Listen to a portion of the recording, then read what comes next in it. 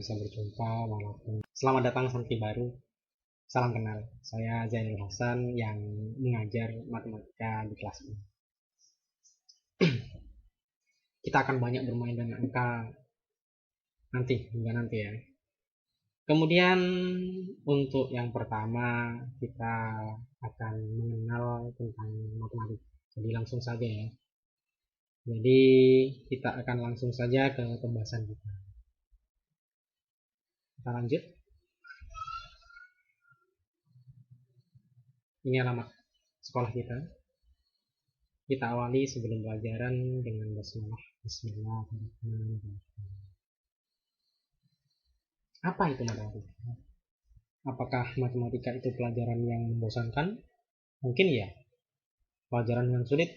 Ya, menurut kalian yang tidak suka. Tidak tahu untuk apa kegunaannya? Ya, karena kalian tidak tahu kegunaannya. Sehingga pasti tidak suka dengan matematika.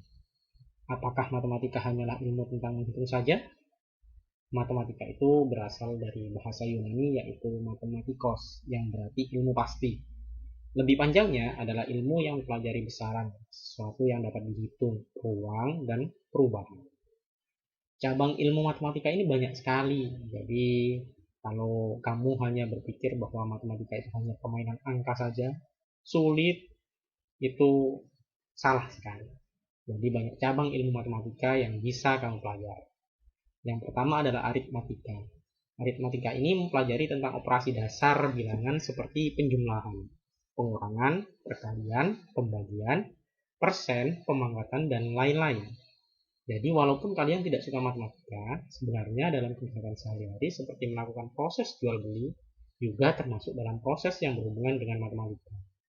Jadi walaupun nanti kamu nggak tahu cabang-cabang ilmu lainnya, setidaknya penambahan, pengurangan ini harus tahu. Perkalian, pembagian. Setidaknya jika kamu melakukan jual beli tidak ditipu orang. Kayak gitu ya. Kemudian geometri. Geometri ini berasal dari kata geo yang artinya bumi dan metria yang berarti pengukuran. Jadi, geometri ini merupakan bagian dari ilmu matematika yang membahas tentang bidang, bentuk, ruang, volume, dan luas. Jadi dalam kehidupan sehari-hari tentunya kita tidak lepas dari bentuk ruang atau bahkan kita melakukan pengukuran luas suatu benda dan volumenya. Misalkan isi air dalam botol atau luas sawah misalkan. Karena orang tua kita rata-rata kan petani di sini, jadi pasti tahu luas sawahnya berapa, luas rumahnya berapa, dan berbagai macam hal yang lain. Kemudian aljabar. Aljabar ini berasal dari bahasa Arab yaitu aljab, yang berarti pertemuan, hubungan, atau penyelesaian. Dalam aljabar akan dipelajari hubungan bentuk yang disebut dengan koefisien dan variabel. Misalkan kalian memiliki 10 buku, biasanya kan terlalu ribet, terlalu panjang jika kita tuliskan dalam bentuk matematika. Jadi biasanya dalam matematika kita singkat dengan angka dan huruf. Jadi 10 buku itu bisa kita singkat dengan simbol 10B. Jadi 10 itu merupakan koefisien dan B itu merupakan variabel atau singkatan dari buku. Bisa dibilang kita akan menggabungkan angka dan huruf dan mengangkatkannya dalam bentuk matematis. Kemudian trigonometri. Tri itu kan 3 ya. Jadi trigonometri itu berasal dari kata trigon yang artinya 3 sudut. Paling sederhananya nanti kalian akan mempelajari tentang Pythagoras yang mempelajari hubungan panjang sisi pada sebuah segitiga siku-siku. Kemudian nanti lebih sulit lagi, nanti di tahap selanjutnya atau tingkat kelas selanjutnya atau SMA nanti kalian akan belajar tentang sin, cos, A yang berhubungan dengan sudut. Trigonometri sangat penting dalam penerapannya terutama pada teknik bangunan yang banyak berhubungan dengan sudut. Jadi tukang-tukang bangunan itu ya secara tidak langsung mereka menerapkan trigonometri ini untuk membangun sebuah bangunan. Kemudian kalkulus. Kalkulus ini berasal dari bahasa Latin yaitu calculus nih. Tulisannya gitu. Yang berarti batu kecil. Kalkulus ini merupakan ilmu yang mempelajari perubahan matematis yang meliputi limit, turunan, integral, dan deret tak hingga. Kalkulus biasanya digunakan untuk menghitung sesuatu yang bentuk abstrak. Jadi bentuknya aneh-aneh gitu. Untuk sekarang ya paling tidak kalkulus ini disimpan dulu. Jadi kamu siapkan untuk kelas selanjutnya untuk mempelajari kalkulus. Statistik ini merupakan ilmu yang mempelajari teknik pengumpulan, pengolahan, dan penyajian data. Biasanya statistik digunakan dalam survei, sensus penduduk, dan berbagai fungsi lainnya. Nanti kita akan belajar tentang mencari nilai rata-rata atau mean, nilai tengah, median, dan nilai yang sering muncul atau modus, serta menyajikan bisa dalam bentuk tabel atau berbagai bentuk grafik, bisa grafik batang, grafik garis, dan grafik lingkaran. Kemudian lanjut bilangan. Apa itu bilangan?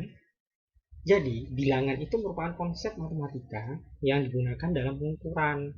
Simbol yang digunakan untuk mewakili bilangan kita sebut sebagai angka. Jadi kita mengenalnya bilangan itu angka. Ya udah, kalau kayak itu aja. Jadi sederhananya kita sebut bahwa bilangan itu adalah kumpulan angka.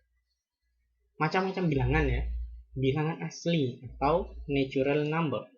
Bilangan asli adalah bilangan dimulai dari 1 sampai tak hingga. Kemudian ada bilangan cacah. Bilangan cacah ini disebut juga dengan whole number. Bilangan cacah adalah bilangan yang dimulai dari 0 sampai tak hingga. Kemudian ada bilangan ganjil atau odd number. Sederhananya kita mengartikan bilangan ganjil adalah bilangan yang tidak bisa atau tidak habis dibagi 2. Jadi 1, 3, 5, 7, 9 itu ganjil.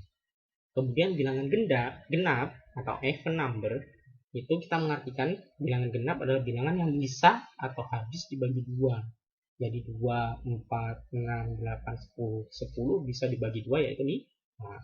Sementara yang ganjil itu kan nggak bisa. Jadi itu kita mengartikan bilangan ganjil. Kemudian bilangan prima. Bilangan prima ini dapat kita artikan yaitu bilangan yang hanya habis dibagi bilangan itu sendiri. Atau tidak ada faktor pembagi lain selain bilangan itu sendiri. Contohnya 2, 3, 5, 7, loncat langsung ke 11. Kenapa 9 tidak? Karena 9 bisa dibagi 3, bisa dibagi 9 itu sendiri. Jadi ada 2 faktor pembagi. Sementara kalau 2 hanya bisa dibagi 2, 3 hanya bisa dibagi 3, 5 hanya bisa dibagi 5, dan seterusnya. Kemudian bilangan bulat. Bilangan bulat adalah bilangan yang meliputi bilangan cacah dan bilangan negatif dan tidak dalam bentuk pecahan maupun desimal. Jadi bilangan bulat ini kalau yang tadi bilangan asli itu 1, 2, 3, 4, bilangan cacah 0 ya, 1, 2, 3, 4. Bilangan bulat ini ada min 1, min 2, min 3, min 4. Jadi semakin ke kiri, min 10 itu semakin kecil dibandingkan min 4. Sementara kalau bilangan bulat positif semakin ke kanan berarti semakin besar. Kemudian ini contoh soal penambahan dan pengurangan bilangan bulat. Jelas tahu ya karena sudah diajarkan di PSD. Kita ingat-ingat saja. Kita coba nanti bisa di pause dulu untuk menulis soal-soal ini dan bisa dikumpulkan ya nanti. Silahkan dicatat dulu. Kita lanjutkan selanjutnya. Perkalian dan pembagian bilangan bulat. Pada perkalian dan pembagian berlaku ketentuan kalau positif dikali negatif hasilnya negatif. Kalau negatif dikali positif hasilnya negatif. Dan negatif dikali negatif hasilnya positif. Begitupun pembagian sama juga.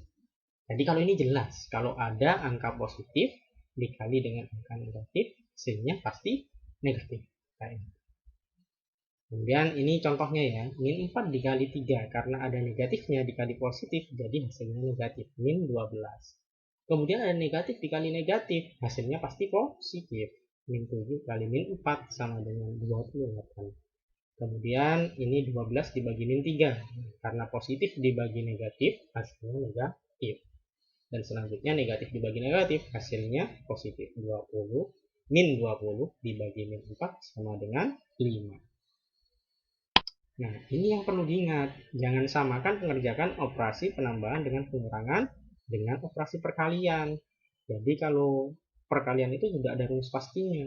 Negatif dikali positif pasti negatif. Kalau umpamanya penambahan atau pengurangan, jangan dikerjakan kayak gitu, dilihat angkanya dulu.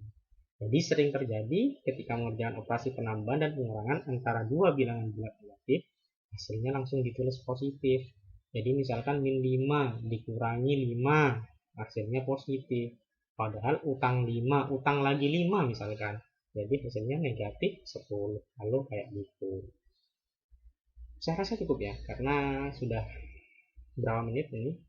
Saya rasa nanti dilanjutkan ke pertemuan Untuk soal bisa di-scan barcode-nya. Jadi sampai jumpa pertemuan depan. Wassalamualaikum warahmatullahi wabarakatuh.